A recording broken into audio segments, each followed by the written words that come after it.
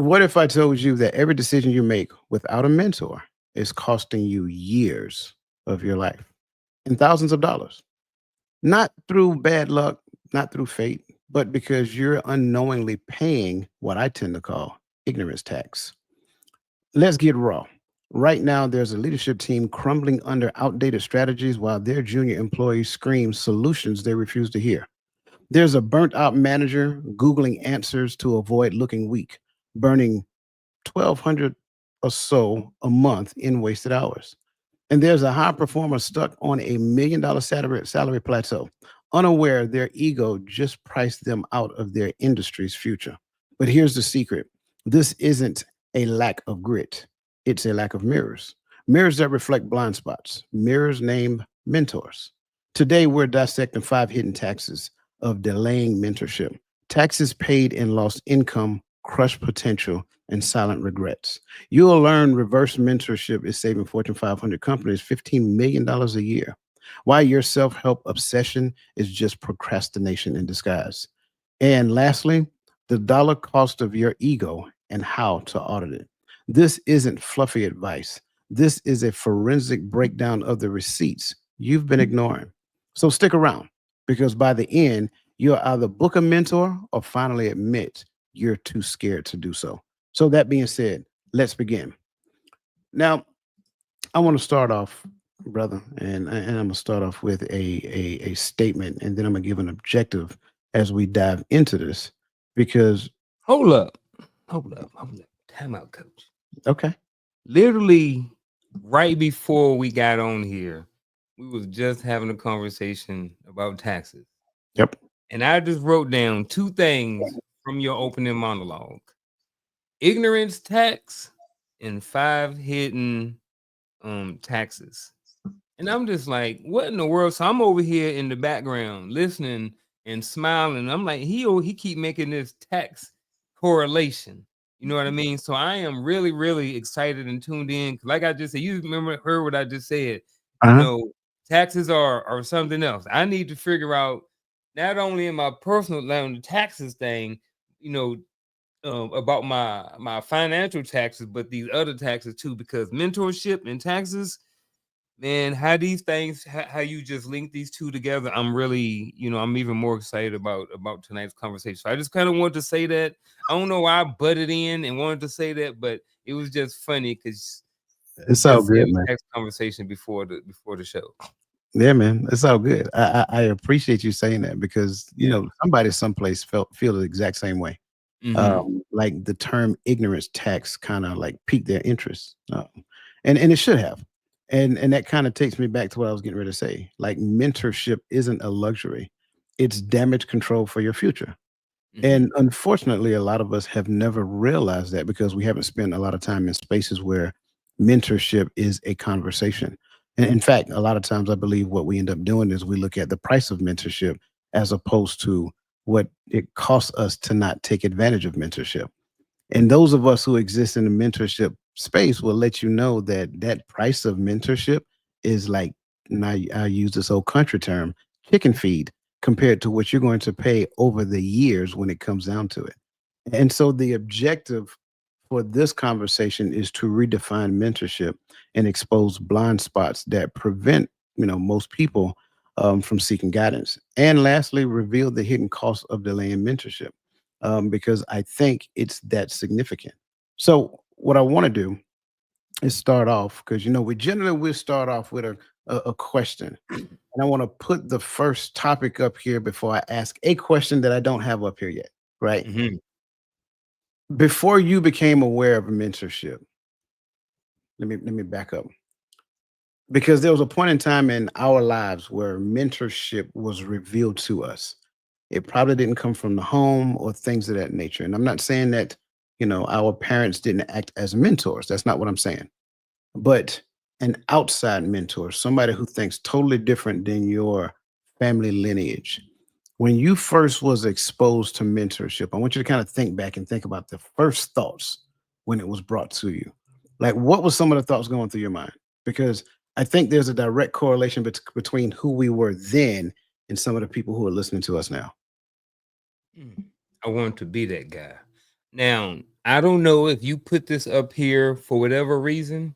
I'm looking at my mentor. I'm looking at my first recollection of what I considered a mentor, somebody I looked up to, somebody I kind of wanted to be like was Sergeant E5 type Cooney.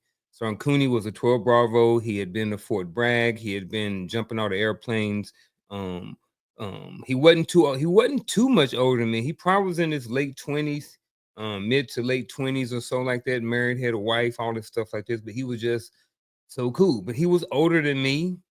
He was a little bit wiser than me, and he was in a more of a senior role. He wasn't a senior non-commissioned officer or anything like that, but he was a senior. But I remember Son Cooney, and I remember Son Cooney all the way up through the time that I retired. So I don't know. These all this is a statement. So just with that statement, I do remember my first person that I kind of considered as a mentor, and that was Son Cooney. Even though he didn't know that he was kind of mentoring me, he was. I think he was my first team leader right out of basic training AIT. Once I got to my unit, he was there, and this kind of took me under the wing and helped me out and stuff like that. So yeah. Yeah, it's funny you mention that because I can agree and relate to exactly what you're saying. My first mentor was in the Army, Mhm. and the very first one was a Sergeant E5, Mhm. um, and he was cool as a fan. You know, Russell Benton, that's his name. Cool as a fan. Brother had a nice car. Brother could sing. He used to DJ years and I learned this through the conversations that we had. But the thing that really attracted me to him was the fact that he knew his job. And so the fact that he knew his job and still had that degree of charisma, like all the soldiers loved him because he was down to earth. He could joke around, but then he could lock us up as well.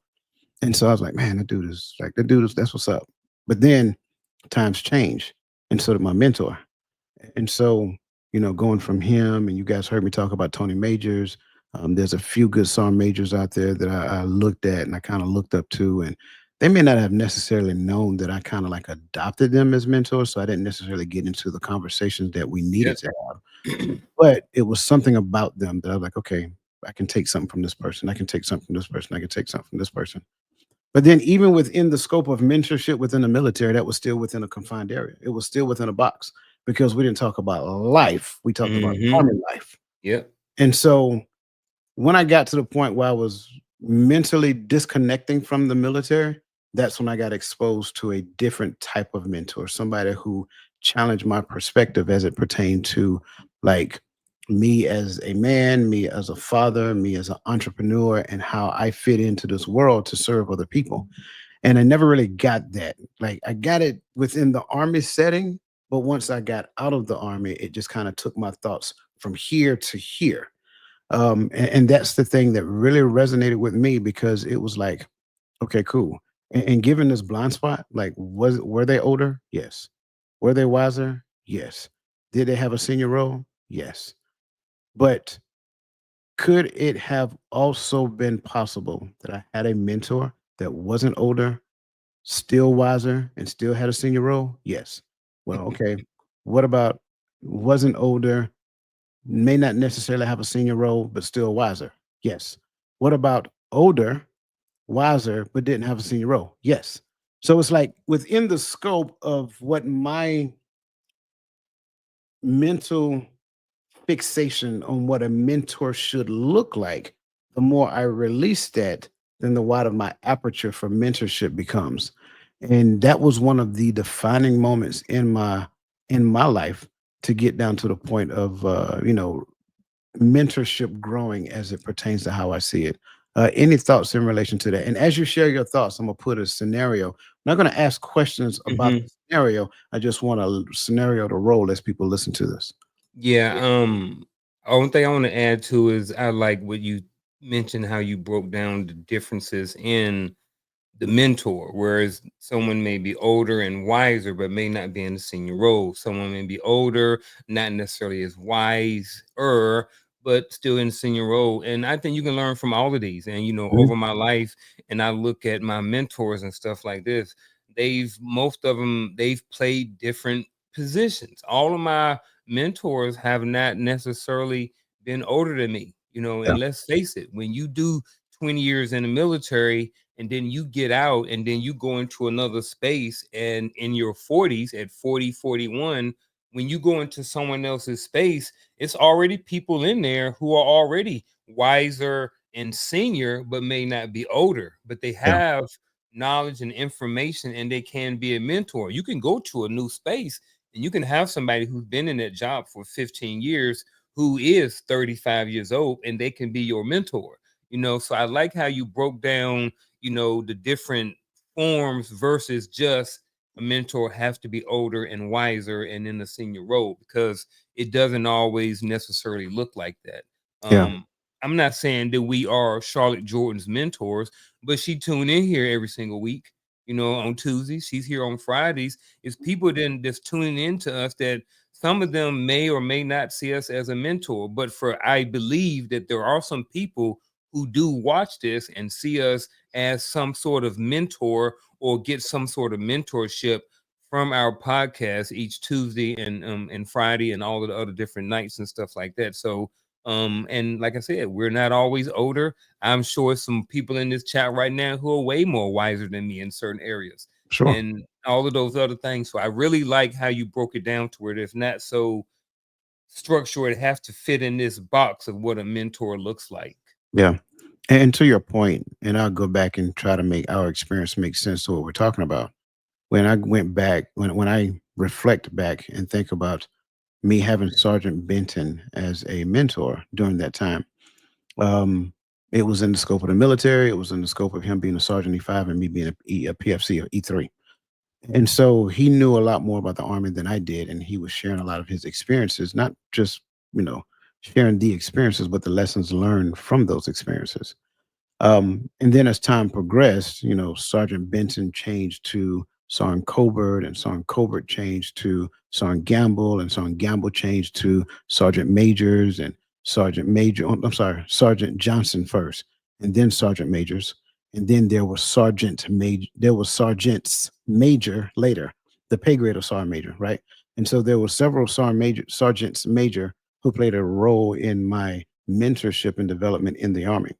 And I think a lot of times when it comes down to it, there's a big difference between hearing somebody give you some information that you had not considered and having conversations with a person, and then that person kind of get into the details behind your thought pattern, your synaptic processes, things of that nature. I think that's a huge difference. I can hear what you say, and I can write down, oh, that was nice. What Uncle Junior said, that was awesome. Like that, I need to be more consistent. But what happens when I change the approach to where I'm just listening what you say and then writing it down and then trying to implement that in my life, to where change the scenario to now I have a standing appointment with you, and I get on the phone with you and I have a conversation with you. And in the midst of that conversation, you're asking me certain questions. And those questions now making me think into not only what I do, but why I do what I do. And I have to share it with you. And then you ask me a question about that. So now you're getting into my thought processes. And then by the end of that conversation, you're elevating my thought processes to something else. To me, that's a totally different conversation. And that to me is what mentorship is all about. Sure, we can listen to what people say, and it sounds really good, but how much does that really move the needle and positively in the right direction for each and every person? And that's kind of like the point I wanted to make in Yeah. relation to this.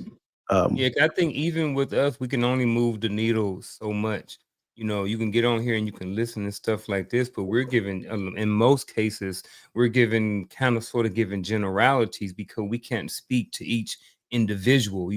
You and your situation is, and we could be going through the same thing, but it's going to look different because we're two different people with two different experiences. So, like you said, when you hit that button and you get that call and then you book and you're with that coach or that counseling stuff, now you get the one-on-one version. Now you get the plan that's specifically and only for you. It's like getting a tailored suit.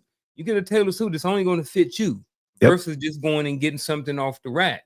However, in order to get that look like a tailored suit, you got to go and spend a little extra money to get that tailored suit look. You know what I'm saying? I Yeah. mean, it's no different than like buying off the rack. Not saying Sure. that we are watching us is like buying off the rack, but we were just saying is that this is a general show. But then when you book, that's when you get the tailor made suit. Yeah. And to your point, I share this all the time with people who I talk to. Like, you can listen to a podcast, and a podcast is good for awareness. But to your Mm-hmm. point, that tailor-made suit, you gotta get measured. You gotta Gotta get get fitted. measured. And so how does that information that you heard on that podcast, how do you get measured and get fitted for the information that you heard? You got to Mm-hmm. go to the source of the information so Mm-hmm. that they can make it make sense for you. And I got it. Some people believe that, oh, I can hear it and that gives me enough to get started and so forth and so on. And sure, you'll get started. But here's the sad part about it. You're going to carry those same thought processes into a new awareness, thinking those same thought processes you had yesterday are going to help you today. It doesn't work that way. Yep. I wish it did, but it just doesn't. And the law of sacrifice must prevail, because here's the thing that really plagues a lot of people. They want something, they want everything on a Mm-hmm. discount. And when I say discount, really the discount they want is zero. They want it for free, right? But you go and read some books out there, and it's a lot of smart people who listen to us. Mm-hmm. Napoleon Hill said it best. There is no such thing as something for nothing. You have to sacrifice something for the greater future. Mm-hmm. Therefore, that in turn helps us to understand that the thing you're sacrificing today is minuscule compared to what you're going to gain from that sacrifice tomorrow. So Mm-hmm. I like the way that we're unpacking this, and I want to continue to unpack it because I think it's Yep. important. And so I want to ask you another question before we continue to dive deeper into this. Okay. Like, when it comes down to the notion of mentorship, right? And I don't care if you're tied mentorship to coaching or whatever, or counseling, or whichever one you want to go with. What is mentorship? What is it? Like, what does a mentor mean? Like, how does it help me? Oh man. So I like mentorship kind of in the two two-layered, two-tiered type of thing. I think that there's at least two layers of mentorship. I think you have direct mentorship and indirect mentorship. Indirect mentorship is kind of sort of what you get up here on Coach's Corner. When I tune in and I'm watching David Goggins videos and Eric Thomas videos, I am looking at these people who have lived a certain type of lifestyle that or have has embodied a certain type of mindset that I like. So in order for me to kind of understand someone's mindset, I need to spend time, be around that person, be around Coach, be around David Goggins, listening to his message, listen to Eric Thomas's message, a whole bunch of other people that's out there that I consider mentors. So I think that's a um that's in that's the other type of mentorship. That's the external, that's the one you get where you're not 100% in. You just receiving kind of like what you were talking about. And then I think you have that's the indirect. And then I think you have the direct mentorship. That's when you have somebody and you're getting that information. You're getting that one-on-one time. You're getting that if we're looking at taxes, you're getting that specific. I'm going through your taxes. Someone's going through my taxes, and they're seeing exactly where I need to adjust my life in order so I can pay less taxes or to where it's going to financially benefit me. Same thing with the mentorship. Whatever issues that I'm talking to my mentor about, they're helping me fine tune those different things in my life to help me be a better person or help me be better at whatever reason I'm going to them for mentorship about. So for me, when I'm looking at mentorship, I'm looking at direct and indirect. And I think both of them are just as valuable, because most people can't have direct mentorship with everybody they need. Everybody can. I can't afford David Goggins. I can't afford to sit down with David Goggins and pay him and put him on my monthly budget to come and sit down and talk with me to be a coach or a mentor. And I don't have that. I'm Sure. not in this space. But I can reach out to coach. I can reach out to Unc. I can reach out to someone in John Maxwell or something like that. So long answer, but my short answer is indirect and direct. I love that response. And some of the things I'm going to say, excuse me, some of the things I'm going to say is in direct support of what you're saying. And it may be like one or two things that might be a little contradictory, but that's okay. That's not saying that you're wrong. I look at it as passive versus active. Same, right? Direct and indirect. Passive versus active. This right here is passive mentorship. You listening to a podcast is passive. There's absolutely nothing that you are doing, nothing that you are contributing to this conversation. We are spewing information out across the airways and you're just capturing. And what is for you, you're keeping. What's not for you, you're throwing away. That to me is passive mentorship. Active mentorship is where you're participating, you're part of the process. Like you're sharing specifics about what's going on with you. There's a degree of vulnerability that takes place in the midst of this relationship. Now, it doesn't just stop there. It doesn't just stop at the active. It's not just the vulnerability, it's also the commitment that must take place as well. Because if you're going to have a mentorship relationship, there must be a level of commitment that you have to it. If you're not going to commit to it, then there's no need to participate in it. But here's the other side to it. I also say that if you won't commit to a mentorship relationship, you also won't commit to the future that you say you want, because that's really the sacrifice that you're making. By not committing to a mentorship style relationship, you're not committing to the potential of what your future is. So, in other words, what you're saying is that I'm just going to use this passive way of mentorship to nickel and dime my way into something that I'm not in right now, hoping that it's going to work in my favor. And at the end of the day, that sounds really good. I mean, really good. And there's a lot of people who do that in the social media space. But how many of those people, I mean, you know, do that and do anything outside of accomplishing a task? You know what I'm saying? Like, sure, I can go to YouTube and Google this and get this information, and sure, that helps me to accomplish the task. But that's accomplishing a task. What about something more meaningful? What about something more fulfilling? Right? Because I think the mindset must precede the skill set. I can get the skill set, but if I don't have the mindset, I'm just working the skill set without the mindset that embodies the further advancement of the skill set. So all of that exists within the space of it. So that's why I really love your definition, because mentorship to me is a person who acts as a bridge to get you to where you want to get to, right? It's almost as though they have the mental acuity that you desire to have. Like I love your example of David Goggins and Eric Thomas, right? But this is the thing that I will also this is the thing I will also say. Some people in the space, for me, they're destined to be there to give me the passive mentorship that I need in order to recognize that I need active mentorship. So, am I supposed to afford David Goggins? No, David Goggins ain't my mentor. Am I supposed to afford Eric Thomas? No, Eric Thomas is not my mentor. But there are also mentors that, because you got to, and I'm saying this because I want people to understand what I'm saying. It's not that they will reject us, right? It's that we're not for them right now. I have not gotten into the space to where I can see myself participating with David Goggins, participating with Eric Thomas, because I don't have the mental acuity to be in the room with them just yet. But can I participate with the consistency coach? Like you just said, yes. Can I participate with the mindset coach? Yes. Yes, because they now have the mental acuity to bridge the gap between where I'm trying to go and where I currently am. And then when I get to where trying to go because of the consistency coach and because of the mindset coach, after spending one on one time with them, now when I look at a David Goggins or Eric Thomas, can I see myself in that room with them? Yes, I can. Because these guys have given me the permission to think better about myself, to think better about my future, how I can become the person that will actually move into the future and serve people on a higher level. But until I get there, I will imagine a future that still has people serving me.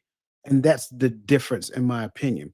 You don't, I throw this person out there, and it's interesting. You Mm-hmm. don't get to use John Maxwell as a guest speaker, knowing John Maxwell charged $100,000 for your first venue. No, it don't work that way. Yeah, don't You got work to like build yourself up to that, and that's where we like our our excitement and motivation kind of supersedes our reality a lot of time.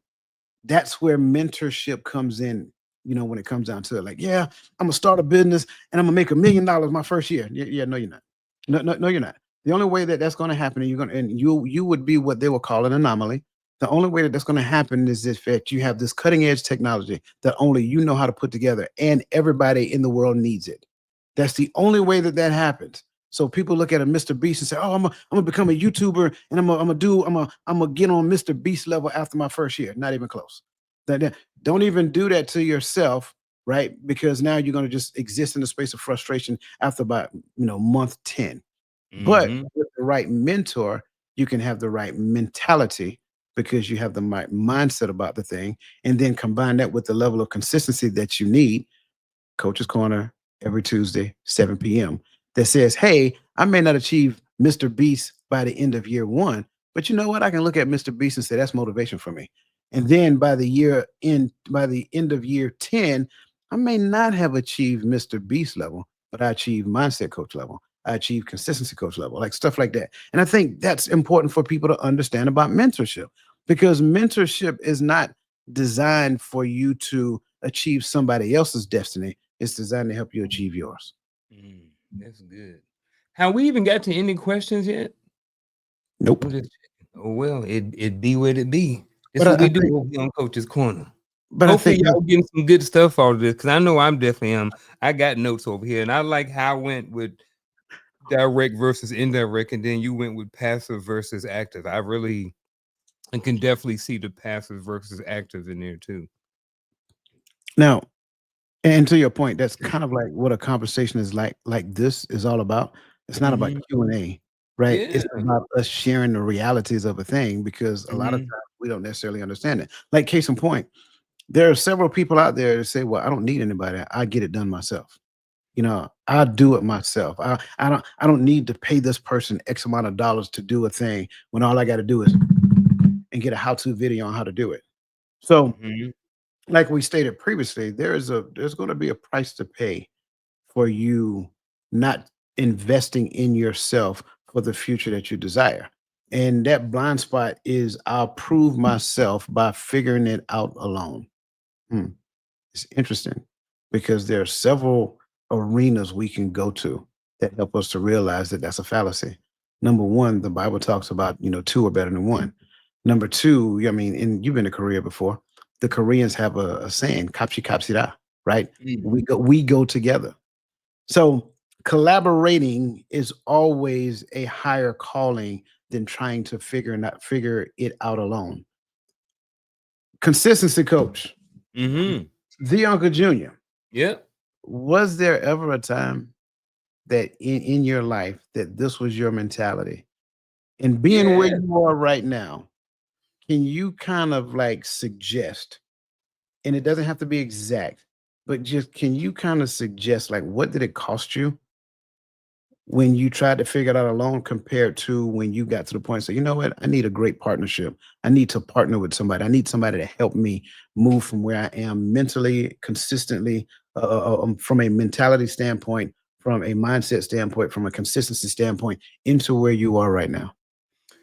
Even before I go there, first of all, this thing is overrated. This whole thing, I don't need nobody. I can do it all by myself. That is so overrated. There are very few situations where people make it to the top solo. There are few and far between. Like Coach said, that's an anomaly. And then in most spaces, you can't do that. You can't get to the top in podcasting by yourself because regardless of whatever you sit up here on this mic and talk about, you're talking about something else.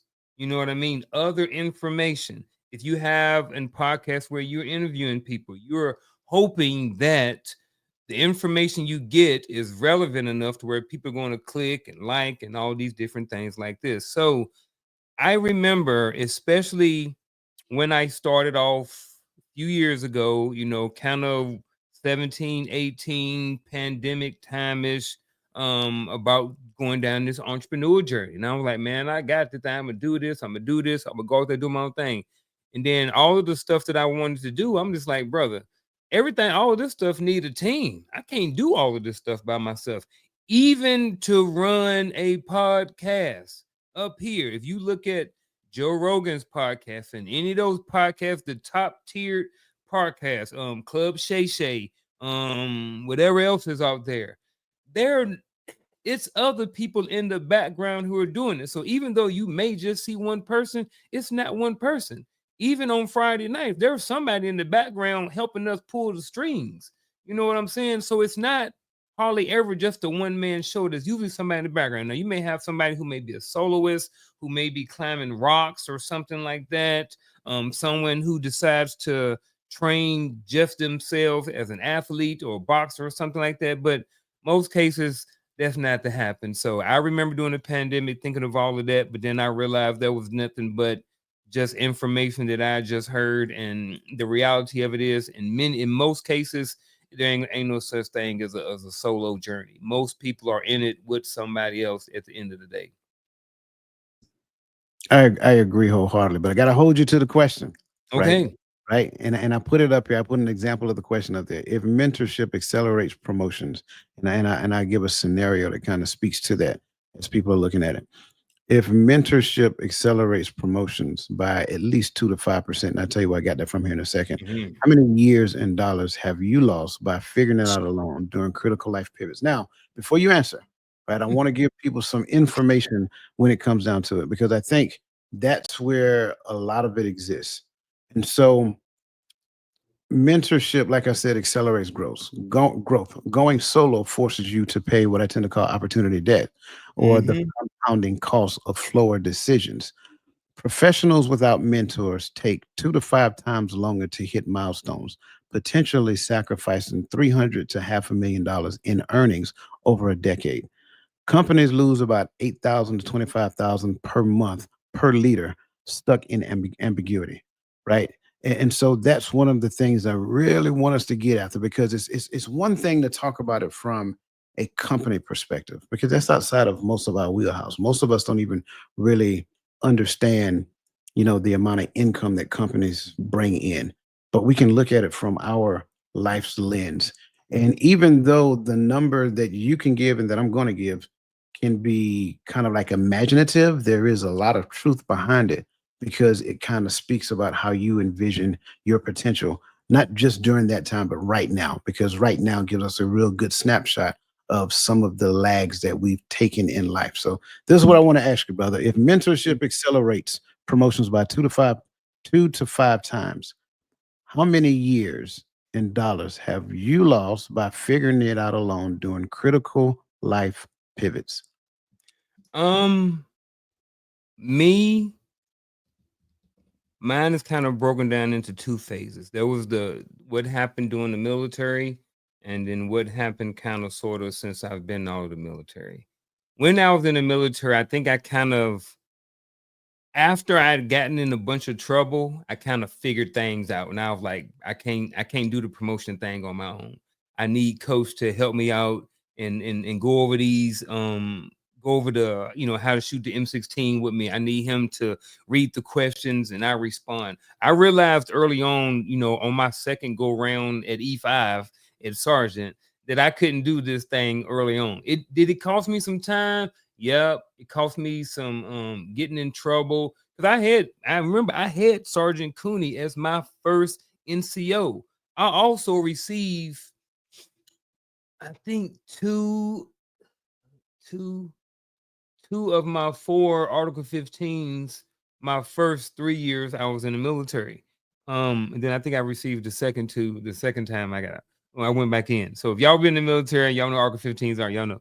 But even though I had the same mentor from day one, I didn't know he was my mentor until later on down the road. But I lost my track of thought. But I'm gonna get it. So while I was in, I lost a lot because of that thing. Young, dumb, just not listening, not paying attention. But then I learned early on, so it didn't cost me as much. Probably a couple of years, definitely because I got some demotions in there. Definitely cost me a couple of $1,000s and stuff like that. Definitely can speak to that. Since I got out, it probably has cost me more, and definitely in financially, and definitely more time, which is weird because I'm older. I got out the army at 41, but yet our guy out here is a different type of mentor. Like you mentioned earlier, while we was in the military, we had military mentors, dudes that teach us about the military. But when we got out, I had to go and find a whole different group of people who was doing entrepreneurship and mentorship that was different than what we was getting in the military. What you teach me in the military about how to get promoted and stuff, all that stuff is effective, but it's not really conducive to what I'm trying to do here in the civilian. So since I've gotten out, I tried to do this, I tried to do that. I've thrown money at it and trying not to have anybody involved because of the fear that coach gonna hit the button. I'm good, man. I don't want to do coach's corner no more. Hey man, I'm good. I don't want to be in the suit business with you no more. Hey man, I'm good with you. I don't want to be in this business with you no more. So it cost me a lot trying to do solo things, and to the point to where I've tried to work with people even to a fault, even after being burned, still working with these people. So mentorship is key. I spent a lot of time, a lot of years, and a lot of money. I don't know what that number is, man, but I do know that it came in two phases. The younger I was smarter for some reason, but the older I got, it was different. Yeah. So yeah. Let's because I want to make this make sense to the person that's listening, right? Yeah. And I like the fact that you brought in phases. I would say there are a couple of things. Is phases is definitely one thing I would look at, but I also say that there are these things called eras, ERA, right?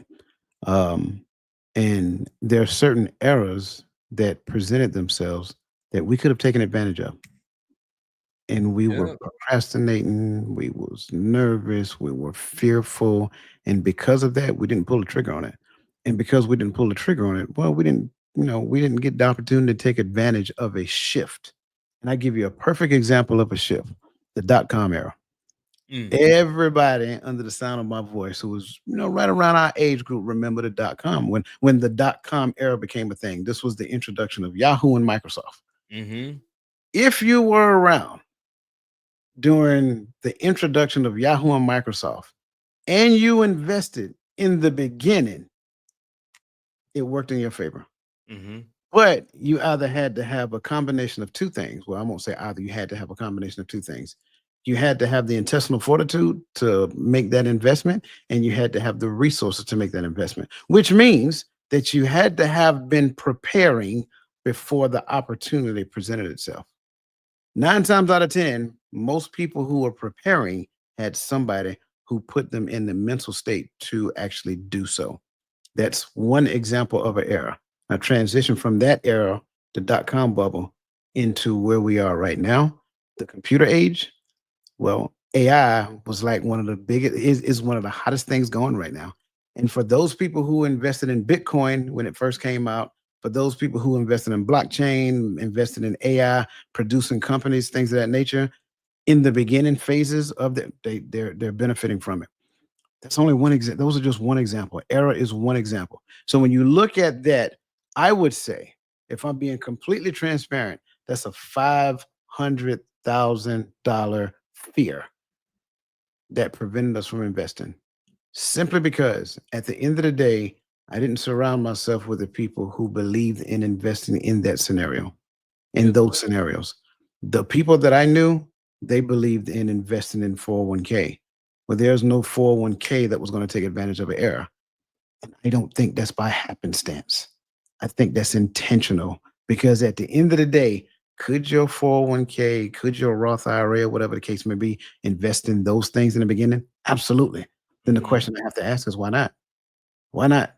Because if you had a Roth IRA or a 401k that invested in tech companies and things of that nature in the beginning phases, then you could have taken advantage of it. Well, why not? Because they're not set up that way. They're not set up to take that level of risk. So that's one thing. The second thing is catching you in your transitions, right? Because in your transitions of life, every transition is an opportunity. You mentioned getting out of the army, right? Mm-hmm. Well, you get this workshop. For those of you who don't know, right? It's called TAP for us. transition assistant program, and it helps you with transitioning. Let me say it again. It helps you with transitioning, but it doesn't help. Transitioning. Right. It doesn't help you with transforming. Yep. Let me say that part again. It helps you with transitioning, but it doesn't help you with transforming. A lot of people get out of the army and still have an army mentality. Therefore, in their civilian walk of life, they still have a military mindset. Don't work. It doesn't work. It's very difficult. It's painful. Yeah. You'll look at people and say, "How can you be so lazy? How can you not?" Because Yeah. if we're supposed to be at work at 8 o'clock, we need to be here at 7:45. Well, why aren't you here at 7:45? That is only a Got to be snap. here to 8. Right. That's only a snapshot of what I'm talking about. Mhm. Because now transition into these things that we could have decided, but we did not have the right person in our life to help us decide. I'm telling you, when I got introduced to the John Maxwell team, that literally transformed my way of thinking. I literally had a military mindset coming out of the army, moving into, contracting, right? Being a contracting manager or per se. I had a military frame of mind. And most of the people that I worked with and most of the people that worked for me were from the military. So it just makes sense. And so Yep. now, even in that, I'm trying to figure out why you think, why is that? How was it that? How did you make 20 years in the army thinking like that? That's Yeah. what I'm thinking. Once I got introduced to, the John Maxwell team through Sean Parrish, shout out to Sean, that changed my whole mentality. It's like, why are you focused on that? When at the end of the day, you still got X amount of years ahead of you to shoot for the stars. They're not going to give you the stars. They're only going to give you what that contract is stating. Mhm. So do I put my faith in that? Or do I put my faith in what I say I put my faith in? So that's Right. what I mean when I say that. So even in that arena, that transition point, not transformation, but transitioning, transition Mhm. assistant program. The transition assistant program, although it helped me move from the army into a job, but I missed a opportunity for transformation. And if I did transformation properly, my mentor would have had me positioning myself for transformation when transition was available. And that's the thing that I'm talking about. Mentors are individuals that help us prepare for those key moments, those pivots, those critical life moments, to where if we do it right, the stars are Yeah. available for you, bro. Yeah. Man, I liked all of this stuff. I was just over here soaking all this stuff up, man. 'Cause I remember when I went through Maxwell and stuff like that, I actually got a text yesterday about which college. I was like, how much is it now? So I might go again. I am planning on going again. The times that I planned on going, it didn't work out. It's like they always have it. Like the one in August is like right around like as soon as I go back to school. So Mhm. it don't look right coming in right into school the first couple of days of school and then be out because that's just those are just not the best times to take time off. So I'm gonna have to pay for it later on with workload and different stuff like that. So Yeah. yeah, I don't know where I was going with No, that. no, you're good. And I Yeah, want for people in the chat, because I want you to be an active part of this conversation. yeah, I want yeah, you to yeah. I want you to put hashtag biggest missed. Hashtag biggest missed. And I want you to Mm, kind of share yours. Like, what do you think yours was? Because I think when we look at it and break it down monetarily, and the only reason I'm asking to break it down monetarily, because that's something that's measurable, right? The average salary in the United States is like $60,000 a year. And when we delay mentorship for like 5 years, we mm, forfeit literally more than $250,000.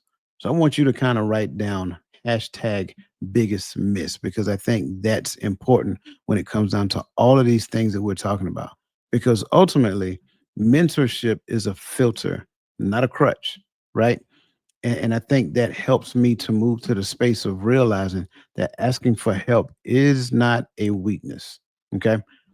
Mentors tend to act as cognitive filters, cutting through noise like a GPS. Like, you can go down the wrong street and be stuck in traffic for hours. But if you have a GPS that identify traffic reports, it can actually change the course to which you can go and literally save you, you know, hours on top of your trip.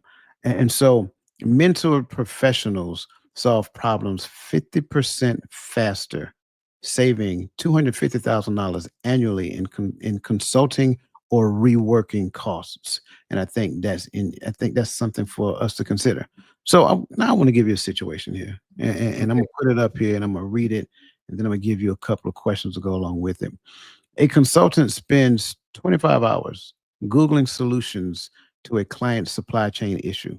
A mentor with industry experience solves it in one call, citing a niche strategy used by three Fortune 500 companies. So the question I want to kind of throw up for you in the chat is like, what's the hourly financial loss for avoiding mentorship? I ask again, what is the hourly financial loss of avoiding mentorship? A, $500 consultant hourly rate. B, $1,200, which equates to 25 hours times $50 an hour. C, $3, which is the cost of Wi-Fi. And D, $300,000, which is the entire project budget. I'll say it again, and make sure that we understand the scenario. A consultant Mhm. spent 25 hours Googling solutions to a client supply chain issue. That's for starters. So the question is, what's the hourly financial loss of avoiding mentorship hourly? A, $500 consultant fee per hour. B, $1,200, which equates to $25 an hour times $50 an hour. C, $3, which is the cost of Wi-Fi. And D, $300,000, which is the entire project. I'm gonna go with the 1200. Smart man. Smart man. The answer is definitely $1,200. Why? Mhm. Because 25 self-guided hours versus one mentor call wasted $1,200 plus for a $50 per hour professional. Mentorships act as a cognitive filter, avoiding time hemorrhage. And I think that's something that we all need to understand. And again, this is not just for the individual. This is also for, companies out there as well. And so when we look at how much time we waste, I'm going to say it again, how much time we waste weekly Googling solutions that a mentor could shortcut with one conversation, and we multiply those hours by Mm. like their hourly rate. And it's just, and this kind of gets back to the number I was trying to, generate as we talked about it, because the Department of Labor workshop in TAP is 40 hours. Let me say that for again. The Department of Labor Mm. workshop in TAP was 40 hours, 8 hours a day. That was your place of duty for the week, right? And in TAP, again, transition assistance program, when you get out the army, you got 1 week, it's a DOL workshop. That is a 40-hour workshop. What if I gave a mentor 40 hours of my time? And keep in mind that 40 hours isn't going to be in 1 week, right? It'll be spread out over time, which means I get to practice what we talked about, then come back to the mentor with questions. Like, imagine how successful that will make us. Mm. Yeah. See, I so me when I'm googling and I'm getting information, my company is a little bit different. So my company is the Martin household, right? So because I work in a space where I'm an educator, so promotions are not like I don't. No matter what I do, I'm a school. I'm always that's a it's not like you have different levels of school counselors and promotions and you're GS 13 step A and step B. It's not like that. You just straight counselor. So these things and about promotion stuff don't really apply a lot of to my professional work life, So a lot of stuff that when we talk about work and stuff, I kind of apply it to like here with my company. I got my wife, I got my dog, I got bills, I got the household, I got my extended, I got my kids that's in New York and Colorado and the grandkids and New Orleans. I mean, not New Orleans, but Louisiana. So I got kids all over. So that's kind of how I look at it. But I definitely have lost, I don't want to say I lost hours. I don't want to say I wasted, but I definitely, if certain places, certain phases of my life, if I would have had a mentor, I would have saved a lot of freaking time. Just going on there and Googling, hey, look, man, my wife just cussed me out. What I'm supposed to do? I don't know. I'm just saying something like that.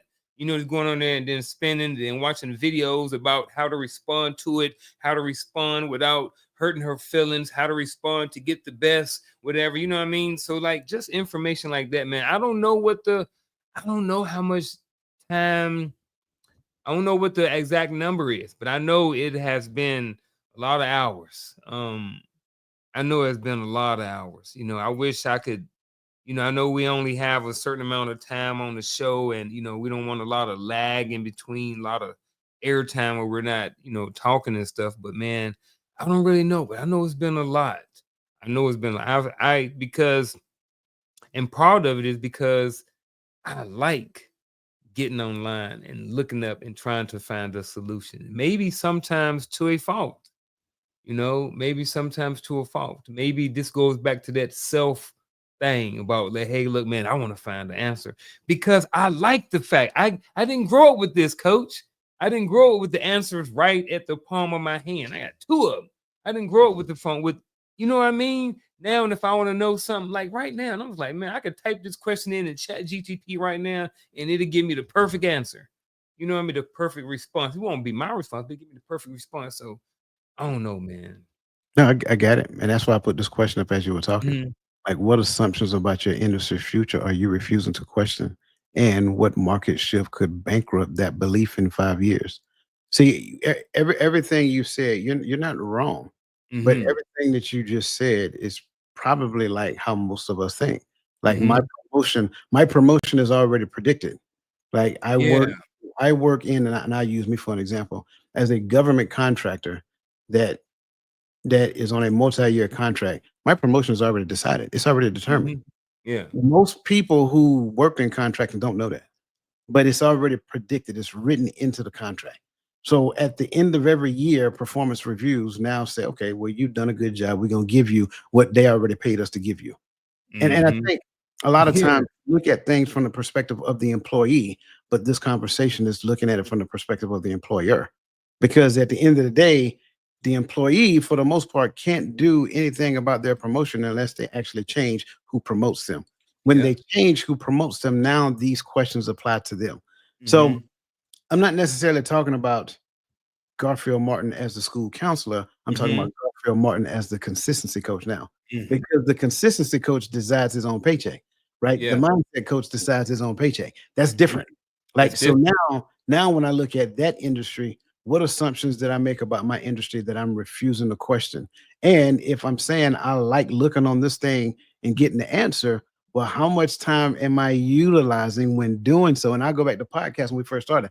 How much Mhm. time did we use going online, looking up how to do this? Like, 'cause I'm gonna tell you when I first, and I know I'm speaking not for you, but in Yeah, yeah, conjunction. yeah.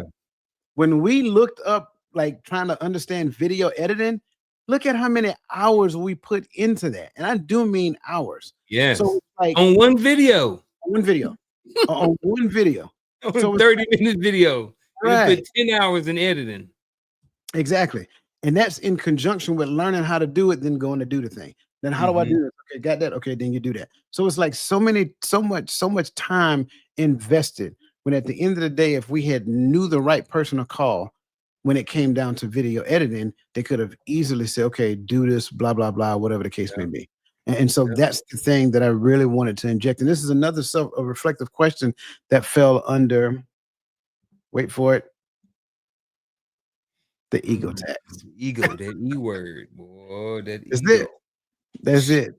So, Yeah. and no, it happens, and I'm glad you said what you said because Mhm. a lot of us feel the exact same way. So don't look at the consistency coach sideways, Yeah. y'all, because the Yeah. only difference between him and y'all right now is y'all get to hide behind the fact that you ain't on Yeah. stage. You know what I'm I'm saying? just being transparent about That's mine. it, man, and I appreciate that. I definitely appreciate that. Let's jump down to the self-help illusion. Why apps can't replace human mirror. And I think we're in a space and time where this has to be something that's talked about, right? Because we believe, and you have heard it said several places, books and podcasts are enough. Mhm. And to me, it's comical. Self-help content lacks accountability. There's nobody in that book, Nobody on that podcast that's gonna get on the phone with you and tell you to give them the lessons you learned by implementing the conversation you that we had 2 weeks ago. Nobody's gonna do that. Not in podcasting and not on a book. Human mentors act as, like I said before, a reality mirror for your unique context. 90% of self help advice is misplaced without mentors, costing individuals at least, at a minimum, $10,000 a year in wasted courses and resources. So I think it's important for us to kind of like ask ourselves that question, because if we don't consider it, we're missing it. So for you, my fine bearded brother, has there been a time when you misapplied generic advice that a mentor could have contextualized for you? Yeah. Um, and that's that whole I would keep it very simple. And I'll go back to something Sure. we talked about, doing it on your own. Hmm. That's just some generic advice that we've always talked about. Man, you just go out there and just, work hard, I'm self-motivated. I'm self-made. I'm a self-made man. You can't depend on nobody. The man ain't going to help you, so you got to do it on your own. So that's some generic advice that I've heard long time, Hmm. especially when you get into the entrepreneurial space. And then when you work with people, and then the people that you are working with when you're new into the entrepreneurial space, and they're telling you how people don't support you and how people ain't in your corner and stuff, and you like, and they like, yeah, man, people ain't gonna support you, got to do it on your own. So that's what I did. I tried Yeah. to do it on my own Yeah. and realized that doing it on my own wasn't for me. But Yeah. if I had some sort of mentor said, hey, look, consistency coach. Yes, I get that. I understand that. But what is really your goal?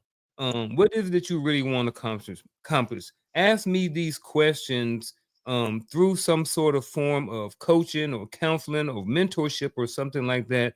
To whereas we work together to be able to come up with some sort of solution or plan to get to whatever goal it is that I want to accomplish, not Right. just going out there and do it on my own, because I wouldn't have done a lot of stuff if I wouldn't have just went down this generic path of just doing things on your own, doing it solo. So for me, doing the whole solo thing, man, that's when that misapplied generic advice worked against me, because I spent a lot of time, just like you said. One of my first videos I edited took me 10 hours to do. It was an hour long video, Yeah. because I didn't know how to operate it. Would it have still took me 10 hours? Probably not with a mentor. If I would have had paid for a mentorship, paid for a course or something that's going to be beneficial, um, then it would have been better. And I like what you said about, I don't know if we're gonna get back to it. I'm looking at the time stuff, but I like the part about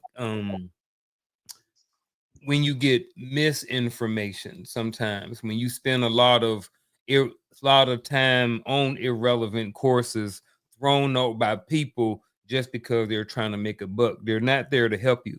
And I think one of the things you look at when you look over here, we don't come up here and try to sell coaching. We come up here to offer an information to give to people. If y'all want to sign up, sign up. If you don't, you don't. We still going to be here on Tuesdays. Right. You know what I'm saying? We're still gonna be here on Fridays. Whether you drop a dime in the bucket or a super chat or like a video or not, we still gonna be up here because this is what we want to do. But yeah, that misapplied generic advice to just go out there and try to do things on your own. Man, I love that. I especially like what you just said about coaching, because you're right. We don't try to sell it. In fact, I think that's one of the biggest misconceptions selling. Right? We're not selling anything, we're offering. It's a big Girl, difference. we even tell you when you come on the show, if you don't want to be here, you tell them day one, within the first minute of the show. You Yeah, don't man. want to be here, click, scroll, you can go. Yeah. Not saying we don't want you here, but Right. this may not be for you. Absolutely. We appreciate the fact that you guys are Appreciate here. But if you don't want to be here, I don't want to hold you hostage. That's the difference. No. And the reason why I say we don't sell coaching, we offer it. Because at the end of the day, it will benefit you more than it's going to benefit us. That's the part that I think we don't necessarily understand. That's the misapplied generic advice. Me spending like my hard earned money for Mhm. something, right? We view that as a bigger sacrifice than what it really is. Well, let's just do the math. And then I give you my generic advice Mhm. because my generic advice is going to be widely heard. Okay. Um, we overvalue our dollar per hour rate at work because that dollar per hour rate at work gives us permission to relinquish it for something else. So a lot of times we can hear with the something else that we pay for, we can hear the value in it when somebody else is talking about it. But because of my dollar per hour rate for work, combined with the bills that I created for myself, the student loans that I have to pay back, child support that I have to pay, car payment, house payment, all those other things, then we'll say the magic phrase, I can't afford to pay for that. To where when you're really being completely honest with yourself and looking at your situation, you really can't afford not to because right now your dollar per hour your dollar per hour value is not living up to the lifestyle that you created for yourself. And I'm not saying increasing the dollar per hour value changes the lifestyle, but you need somebody to help you change the mentality so that you can reduce your outflow so that your inflow is more valuable. Then help you to change your mentality again so that you can improve your inflow. Because if you don't change your mentality to decrease your outflow, you can get a better job and you can get paid more money. And getting paid more money only reveals to you that I need to spend more money because now I can get more stuff. Bad way of thinking. Mhm. My misapplied generic advice years ago. Years ago. Drum roll, please. Let's hear it. The Bible. That ain't good one. You said that's not a good one? Oh, you said Mine drum was a roll. good one. Oh, what was it? The Bible. The Ooh. Bible was misapplied generic advice when I was younger because at the end of the day, I did not sit down or no one taught me that I needed to sit down with a person who is teaching me the Bible so I can ask some very serious questions, right? I need to understand this. Okay, I'll give you a perfect one. You ready for it? Yep. Husbands love your wives like Christ loved the church. What? What that I don't mean? exactly. What that mean? I didn't How know did what that Christ meant. love the church? Right. So that's some I needed to sit down with somebody to help me to understand what that means. But you know what? I paid ego tax for it. Mhm. I paid ego tax for it. Like for real. Because I did not have the humility to go to a senior male and say, "Can you explain this to me?" You got to keep in mind, you get married at a very young age when you don't know any different.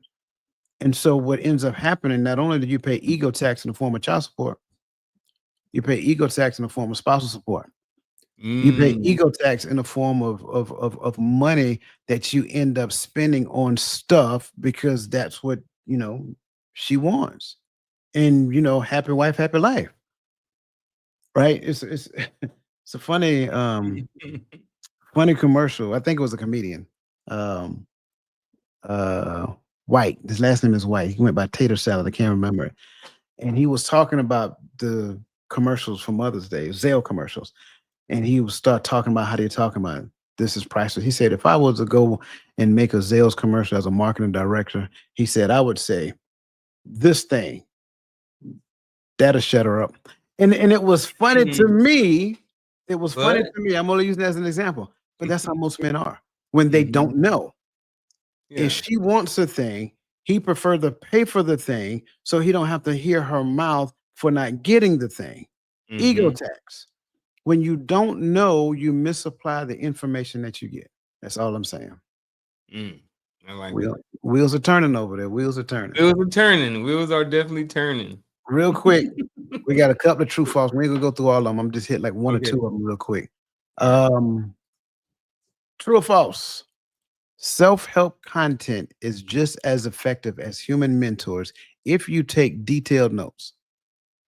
I'm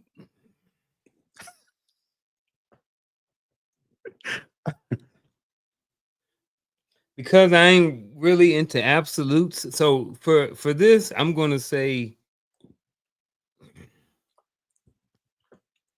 true. I do think no, I'm sorry, not true. False. False. Self-help content is just as effective as my answer is false. I do think that there are some anomalies, and I think there's a small subset of people who may do better learning from AI and learning from other things because they have some they don't like people or Sure. something like that. But I think that's more so the minority, Mhm. um, the outlanders. So I think for me, my outmaster would be false. You know what I liken this to, and I greatly appreciate your response, and your response is accurate, by the way. Mhm. Um, I liken this to like me using AI to do something and make more money, but Yeah. you're still the same person, like I Yeah. just talked about previously. And so, does making more money make you a better person? Like, does that put you in the mental space to not be self-centered, or does that make you Mhm. more self-centered because you did it by yourself, because you did not change your mentality, your mindset when you made it? So I think I do believe that AI is going to change the financial future of a lot of people, but I still think just because that's going to become the norm, that a lot of people will still be the new version of an anomaly, right? Because what Mhm. ends up happening is that you oversaturate the market of this particular thing. And if you are the first person to do a thing, if I come behind you and do the exact same thing that you do, then I'm looking at your level of success and I'm like, well, I can do that too. No, not necessarily, because he has conditioned a majority of the people who've seen it to see it. And then you also got to realize you got those professional skeptics out there that I tend to Mhm. call them because they always believe that you're trying to get over on them. There's nothing you can do to change their mentality. It doesn't matter how much you say, look, I'm for the people. Like, yeah, okay, sure. But what's your agenda? You plotting on me? Like that's how they Mhm. You think plotting on when me, it comes yeah. down to life. Yeah, that's how they think when they come down to life. So they looking at investing their $20 an hour in a thing that can actually help them. But then even if they're investing it, are they committed to the thing that they're investing in, or they think that that's the magic bullet that $20 that money that they paid, that's the thing that's going to Mhm. get you. No, that the money that you paid is just the sacrifice. The commitment that you make after the sacrifice is the thing that's going to get you move you forward. So self-help, great. Great. It may make you aware of some things, but self-help does not act as an accountability partner, and that's the Yep. key. Yep. Last question. True or false? High performers don't need mentors. They already know what works. Oh man, that's false. And I'm gonna Oh, tell you this false is if my beard is gray, But I thought, see, and see, this is what I didn't get about this. I was like, man, these dudes, even talk about David Goggins, mhm, talk about Eric Thomas, talk about John Maxwell, talk about a lot of people in Maxwell. All them dudes got mentors. yep, Everybody who is somebody has mentors. yep, Mike Tyson had a trainer. yep, Michael Jordan had a trainer. yep, Everybody out there, Kobe, LeBron James. A lot of people like LeBron. That's for the Shell. She like LeBron James. That's her goat. She from a different generation. Bless her. You know what I'm saying? But I think she's starting to slide over to the Jordan a little bit. And I've been sending her some content and kind of, you know, but whatever. But I mhm. think, man, what was that question again? What was the question again? The Which one was question it? was High perform. Yes. All right. So back to this. So I like again. I think it's false. I think at every level that I've seen a someone win at something to the highest level, they have mhm, all had mentors and they've all had trainers and stuff like this. So if Michael Jordan had a trainer, I'm pretty sure he had a mentor. If Kobe Bryant had a trainer, Mike Tyson had a trainer, I'm pretty sure all these dudes had mentors. So I am 100% a believer that the top performers do have mentors. So this is absolutely, false. absolutely, absolutely. To your point, and Imma just make this last statement, and then we're gonna Mhm. transition to our actionable advice. Okay. Do you know how much it costs Blockbuster not to have a mentor and pivot? Stupid. Had 200 the game on lock. Had all the videos. $250 billion. That's what Netflix is worth right now. That was literally Blockbuster's money, but they missed the pivot. And then when Netflix, you gotta realize when Netflix came on the scene, they were mailing DVDs out to people. You Mm. had the little boxes on the side of the store. Remember them? You go to the Red box, boxes and all that red stuff box, too. right? Yeah. I think red box was kind. I don't know. I could be wrong, but I think red box was like an extension of Netflix. I'm not Mm. 100% sure, but I know Netflix used to mail DVDs. You go online, you Mm. order it, and they send it to you, right? But then they pivoted, right? They pivoted from that to the digital aspect of it. Streaming. Blockbuster did not, and because they did not, Netflix blew up. Yep. That was the pivot. That's what mentors can do for you. Like I Mhm. said, pivot happens in era and it happens in your transition points in your life. And if you miss it, and it's going to cost you dearly. So imagine how the people, the owner of Blockbusters, like looking at stuff online like Netflix is everywhere. I'm Still, sick of them. I'm you so know, sick. they all probably got Netflix accounts too. Yeah, they do. Yeah, they do. Stop playing with it. Listen, greatly Yep. appreciate everything you shared, brother. Greatly appreciate everything that everybody else shared in the chat. But this always take us to that moment in time where we're going to give you guys some actionable advice, and we're going to let you go because we kept you a little long. So, with that being said, here we go.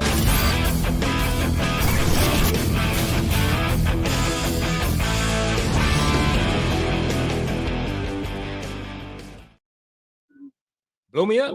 Very well. Folks, this was a great conversation about mentorship, and I really enjoyed it on a selfish note. So I hope you guys got something out of it too. So finding the right mentor, life-changing decision. One of the things that I talked about was direct versus indirect mentorship. And then coach talked about passive versus active. I like both of those. I want to kind of talk about passive versus active and kind of still coach a little bit thunder, you know what I mean? But I think that's kind of where I want to go. I think, over the next 7 days until we get back, look at your life, look at your mentors, look and see how you are obtaining information that you are using to make changes or to be a better person, and see if those things are more active or passive. Now, along with that, look and see if you need to look and see what you need in your life. Look and see on a scale, let's say a percentage of 100%. Look and see how much passive information or mentorship you are consuming versus how much active. And then look at yourself and see if you need to make some adjustments in your life when it comes to that. If you are consuming only 100% of your mentorship through a passive way, then maybe consider or watch some videos or something on the importance, or watch this video on the importance of having an active mentor. And then if you are receiving some active mentor, not saying go back and look at them, but are you getting the mentorship that you need that is helping you progress forward in your life? So that's my actionable advice for this week. And that's it. Man, I greatly appreciate that. And I agree 100%. Like, you have to really search yourself. You've heard us say it before. You've heard other people say it before. The best investment that you will ever make is the investment in yourself. So, that being said, if the best investment that I will ever make is the investment in myself, why am I more willing to go out there and take out a loan to invest in something that will never pay me back? That part is something I can never figure out. So, my actionable advice, get a mentor. I don't care what it costs. I don't care what you have to sacrifice to do so. Get a mentor. It is for your good and it is for your future. It is imperative that you learn to make the sacrifice for the future that you really want in your life. And that really is my actionable advice. Like you said, bro. I'm sorry, go ahead. I'll say all good stuff, man. I like that one. Yeah, Get a man. mentor. Get one. Just get one. Stop procrastinating about it. Stop thinking so much into it. Stop doing the pros and the cons. Stop look. If you're looking at bills first, that really helps me to understand that you need a mentor. Hmm. I hate to say it that way, and it really does sound contradictory because in your mind, you're like, well, if I got these bills to pay, like how am I supposed to be able to afford a mentor?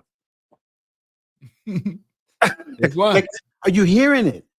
And I think part of it is that we can't hear it because it's happening in our own head. Like, you can't see the trees for the forest. You can't see the forest for the trees. You're in it, so you can't see that it's a full forest.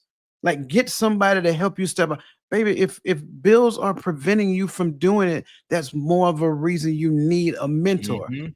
because Yep. your bills should not be a decision-making factor of your life. And if it is, you're already behind the power curve. And I know I'm going on a tangent right now, and I'm sorry, but it's Yeah, no, because you good. I know what that's like. I lived that life at one point in time. And the only way I was ever to get it, I was like, you know what? There it is, all on black, right? So you got to take a risk for yourself. Take a risk on yourself. If you're not willing to do it, I mean, who else? Who do you believe is willing to do it for you? Yep. It's your life. Take control of it. That's it. Listen, we love you guys, right? I know to some people this may have been a difficult conversation. You're welcome. Difficult conversations will always work to your advantage. Again, like I said, we appreciate you. We value you. Again, replay this, share this with somebody. If you ain't hit that like button, shame on you. Hit the like button before we go, because I think this is one of those conversations you're going to want to listen to over and over again. So, with that being said, on behalf of my brother, the Uncle Junior, the consistency coach, my name is Dwayne Dwyer, the mindset coach. Let the best version of yourself be a blessing to somebody else. And we'll see you guys next week.